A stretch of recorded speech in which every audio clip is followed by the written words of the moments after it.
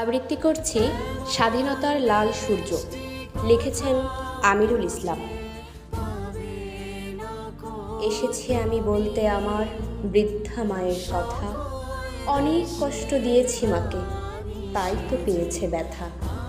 জন্ম দিয়ে বুকের মাঝে রেখেছিলে মোরে, পালিয়ে দিতে মর্যাদা মাকে, বুঝবো কেমন করে? আমরা তোমার দামাল ছেলে, সাহস নিয়ে বুকে শত্রু সেনার মোকাবেলা করে সামনে যাই রুখে। কষ্ট দিয়েছি মাগো তোমার আমরা অনেক বেশি, চোখের নিচে কালিমা তোমার আমরা দিয়েছি পিষি।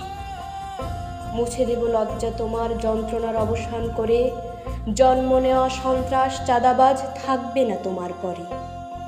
শক্ত হাতে রুখে দাঁড়াবো মাগো একাত্তরের চেতনায়, ধুকে ধুকে দেব না মরিতে তোমার স্মৃতির বেদনায়।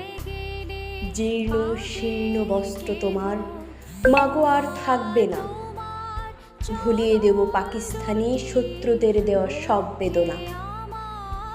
মুছে দিতে পারবো না হয়তো মাগো তোমার কলঙ্ক, মর্যাদার আসনে বসাতে মাগো গড়ব তোমার পালঙ্ক।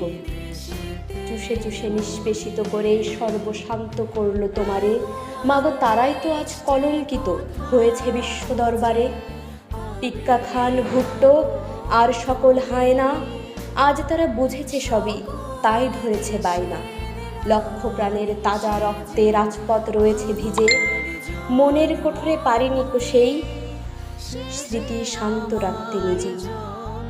আজকে মোরা স্বাধীনতার লাল সূর্য পেয়েছে ধরা, লক্ষ বাঙালির বজ্রনাদ সোনার বাংলা গড়া। আজকে এমন সবুজ শ্যামল নদীমাতৃক দেশ, স্মৃতিঘেরা আর টেরাকোটা দেখতে লাগে বেশ। স্বাধীন হয়েছে বাংলাদেশ আজ শত্রু মুক্ত বলে, খান সেনারা নিষ্পেষিত হলো বীর মুক্তির পদতলে। ৭ই মার্চের হুঙ্কার ছাড়া শেখ মুজিবের বাণী স্মৃতির পাতায় থাকবে আঁকা, স্মরণীয় চিরদিন। আজকের বাংলা তাদের হাতে, যারা করেছে দেশ স্বাধীন, সেদিনের দালাল হলো আড়াল, আজকের ঘোর পরাধীন।